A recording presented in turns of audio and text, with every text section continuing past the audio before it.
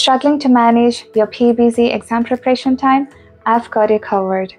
In this video, I'll share a simple yet effective schedule and a quick guide to help you figure out exactly how much time you have to prepare. So balancing classes, work, extracurriculars, and social life can get overwhelming, but a smart study plan lets you track how you spend your time, prioritize tough topics, schedule time for revision and assessment, retain what you learn better. So if you want to study smarter and not harder, this video is for you. First things first, dive deep into the PEBC exam blueprint. So you can see here, I am at the qualifying examination blueprint. When you come down, you will see all 9 competencies here. So PEBC breaks down all competencies with main topics, and then you have like subtopics underneath. So now if you see the first one, ethical, legal, and professional responsibilities, it carries 8%. And then when you come to patient care, you'll notice that it's 42%. So now you know like what's more important and how much each part counts. And like I mentioned in my previous video, most preparatory courses, they split the modules like say cardiology, infectious diseases, endocrinology, and under these modules you'll have chapters to cover. So that's one way to prepare and plan for the timetable. And once you've got the syllabus mapped out, then you'll see like which topics are tricky and which needs more attention. Like I said, patient care is the most important here compared to other topics. So you'll be spending most of your time in that competency. And from there, it's all about planning your time smartly based on how much time you have left before the exam. Now, a lot of PEBC aspirants ask me how many hours a day should I study, how many months do I need, when to take the exam. So here's the thing, everyone's different. We all have unique learning styles, schedules, and a lot of life stuffs going on. When I did my PEBC MCQ, I was juggling between part-time work as pharmacy assistant and being a mom, I had my own challenges. So what's the key here? Make a study plan that fits your life and your needs. And that brings us to step number 2, build a realistic timetable just for you. Here's a quick formula I used while preparing for MCQ exam. You can use the same for EE as well. It's just that I didn't have this formula at the time I was preparing for evaluating exam. Alright, so first you're going to calculate the days left for exam. Say you're taking your exam in November or maybe next year May. You'll find it in the PEBC website that 2026 exam is in May 20th, the starting date. So you're going to calculate the exam day. So at least 10 days before the exam. This 10 days is just for revision, and you want to start preparing from July 15. So the total number of days that you have is 299 days. Okay, and then you have the second one, the busy or unavailable days. So we have all had days when we just can't study or maybe don't feel like studying due to sickness or some other commitments. So that includes the busy unavailable days like 15 days or 20 days. And study hours per day. So here in this one, don't include live lectures or classes. It should be something that you can dedicate apart from the live classes. Some people may have more time on the weekends compared to the weekdays. So give an average like 6.5 depending on your schedule. Write down how many hours per day you can study. Now, if you use this formula, you will get the available study hours. And then you know it's the number of competencies or subjects. MCQ have like 9 competencies. Then you're going to divide the available study hours by the number of competency, and that will give you like hours per competency.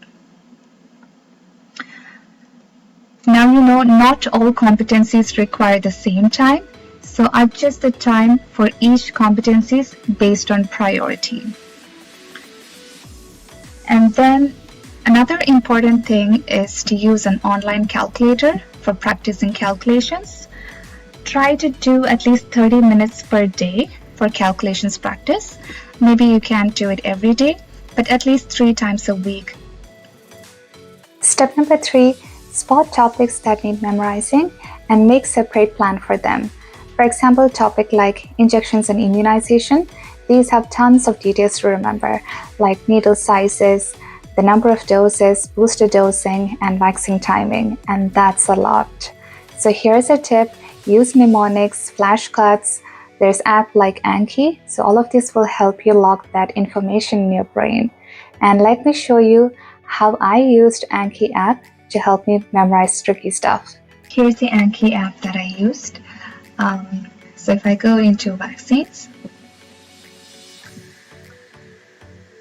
I have the question like Shingrix upon reconstitution is stable for how long, and then at what age it can be given and how many doses, and how long to wait to get Shingrix if patient already got Zostavax live. I put a note here, it's not available in Canada. And when should the patient be vaccinated if they already got shingles infection? And I have the answer here. So you can see here, instead of dumping the entire notes in Anki, you just turn it into small question answer flashcards. So that way when you review it daily, it's kind of like a spaced repetition. And then you have the option to give it for after 10 minutes, you can again get the same question, or if you answered it really well, maybe after 2 days. So this will help you to remember all these memorization heavy topics. Step number 4, color coding to track your confidence in each topic. So color coding is a super effective way to visually prioritize your topics, and especially when you have a vast syllabus like PEBC exam. And I'll show you how I did that. Here is a simple and smart colored code system that you can use to rank topics from weak to strong. So what I did here is I have the main topic cardiology, and under that I have the subtopics. So you're going to make a comprehensive list of all topics covered in your exam syllabus, and then you're going to rate your understanding and the ability to recall information for each subtopic. And you can use the same color coding, so red, orange, yellow, and green. So you're going to assign the color based on how well you perform in each topic. So red is something that you're weak at, so you struggle with these topics or keep forgetting them. So these topics need urgent attention and you need to revise them frequently and do more practice questions. Orange is a topic that you still need improvement. You understand the basics but make some mistakes in practice questions. So you should plan to revise these topics soon, but maybe after you're done with the red topics. And then yellow is a topic that you understand, but you're not 100% exam ready. So it's fairly good. So you might need one or more review. And then green is a topic where you are super confident. You can recall the topic really well and you need minimal revision. Alright, so some topics, as you can see here, I have in bold font and some of them in normal font. So this way I can know which one is a high priority.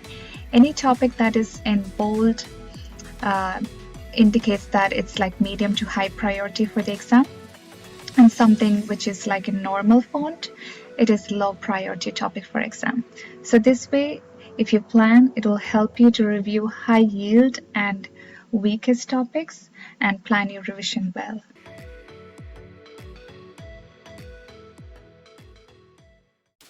Okay, so step 1 is to know your course inside out. Start with the PEBC blueprint. Map the topics and get clear on what matters most. Step 2 is to make a realistic timetable. Life is busy, so build a schedule that works for you. Make sure to block actual study hours, not just class time, and include daily practice. Step 3 is all about mastering the memory-heavy stuff. Identify the content-heavy areas, then tackle them with flashcards, mnemonics, and spaced repetition. Step 4 is to color code your confidence. Use red to green to track your mastery by topic. It's honestly the easiest way to target your weak spots and stay focused. You're not just studying, you're building momentum, one step at a time, one module at a time, and you'll get there.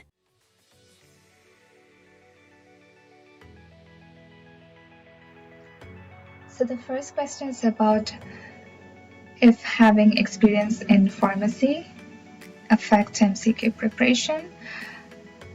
So I'll tell you why working in a pharmacy does help you in PEBC exams. So first thing is you learn by doing. So drug names, doses, indications. You remember all of these better when you're handling them daily. Second is you know the rules. So something like standards of practice. You get first-hand experience with Canadian laws, ethical standards, and best practices.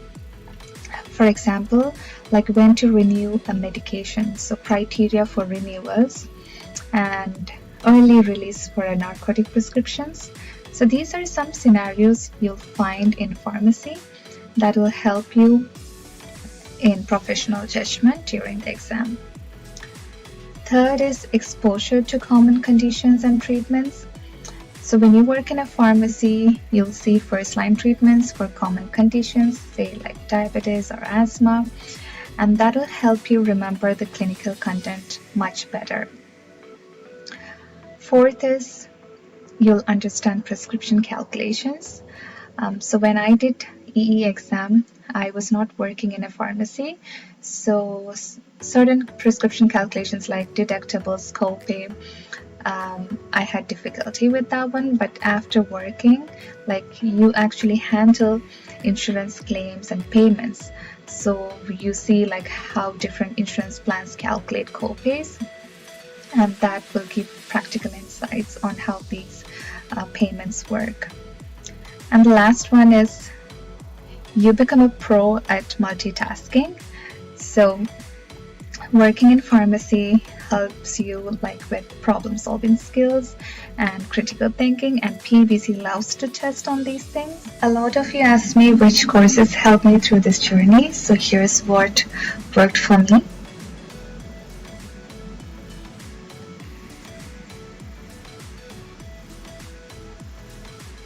This is the last question. I came to Canada with a permanent resident visa through Extra Entry program, and PEBC was separate from that process. PEBC is all about your pharmacy licensure here in Canada, so you need to focus on it if you want to work as a pharmacist, and your PR status is based on other immigration requirements. I hope that helps.